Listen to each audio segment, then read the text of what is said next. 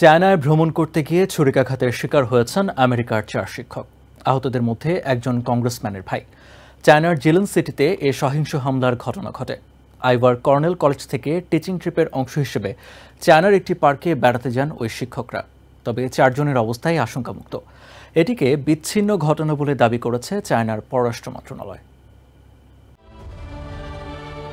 কেউ কিছু বুঝে ওঠার আগেই আইওয়া থেকে টিচিং ট্রিপে চায়না যাওয়া 4 আমেরিকান শিক্ষক সহিংস হামলার শিকার হয়েছেন। বেইজিং থেকে 600 মাইল দূরে জিলিন সিটির একটি পার্কে অবসরে বেড়াতে গিয়েছিলেন তারা। সোমবার সেখানেই ছুরি নিয়ে তাদের উপর হামলা চালায় দুর্বৃত্তরা। ইউনিভার্সিটি অফ চায়নার সঙ্গে অংশীদারিত্বের অংশ হিসেবে আইওয়ার কর্নেল কলেজের এই 4 শিক্ষক জিলিন সিটিতে যান। এই ঘটনায় উদ্বেগ জানিয়ে বিবৃতি দিয়েছেন কর্নেলের প্রেসিডেন্ট জোনাথন ব্র্যান্ড। এই ব্যাপারে যথাযথ ব্যবস্থা নিতে কর্তৃপক্ষের প্রতি আহ্বান জানিয়েছেন তিনি। জিলিন সিটিতে শিক্ষকতা করতে যাওয়া মাইকেল মায়ার্স জানালেন, চায়নায় বিদেশের কোনো নাগরিক, বিশেষ করে বিশ্ববিদ্যালয় শিক্ষকদের উপর এমন সহিংস হামলার ঘটনা বিরল। It's exceedingly rare for foreigners, let alone for university teachers, to be attacked like this in China. এই হামলার বিষয়ে এখন পর্যন্ত আনুষ্ঠানিক কোনো বিবৃতি দেয়নি স্টেট ডিপার্টমেন্ট। শুধু জানানো হয়েছে দুঃখজনক এই ঘটনার পরবর্তী পরিস্থিতি পর্যবেক্ষণ করা হচ্ছে।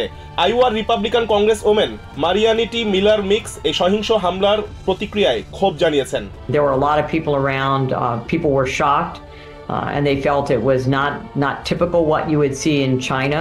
আইওয়ার ডেমোক্রেটিক স্টেট কংগ্রেসম্যান অ্যাডাম জাবেনারের ভাই ডেভিড জাবেনার ছুরিকাঘাতে আহত ওই 4 শিক্ষকের মধ্যে একজন। কংগ্রেসম্যান জাবেনার জানিয়েছেন, তার ভাইয়ের হাতে ছুরিকাঘাত করা হলেও তিনি সুরক্ষিত আছেন। নিয়মিত সংবাদ সম্মেলনে চায়নার পররাষ্ট্র মন্ত্রণালয়ের পক্ষ থেকে এনবিসি নিউজকে জানানো হয়েছে, সু ই নামের 55 বছর বয়সী এক ব্যক্তি ওই হামলা চালায়। ওই 4 আমেরিকান ছাড়া এক চাইনিজের উপরেও হামলা হয়। এটিকে বিচ্ছিন্ন একটি ঘটনা হিসেবে দেখা হচ্ছে। চায়না ভ্রমণের জন্য একটি নিরাপদ দেশ বলে দাবি করা হয় ওই সংবাদ সম্মেলনে।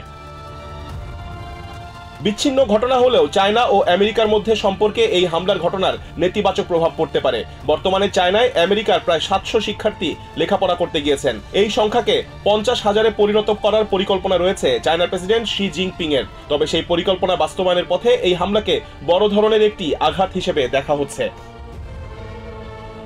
Rizwan Kader, TVN 24 news desk. New York থেকে সম্প্রচারিত টিভিএন 24 টেলিভিশন বিশ্বজুড়ে বাঙালির কণ্ঠস্বর।